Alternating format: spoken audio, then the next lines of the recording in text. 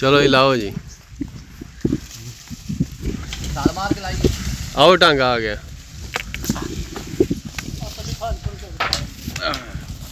सुना आ तरीका जाम ना लाऊं दा।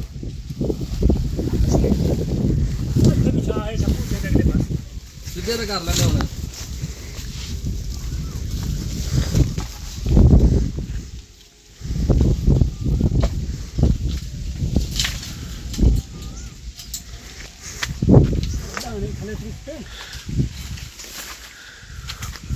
आ जेडे उत्ते ने उत्थे टांगा नहीं जाना ना।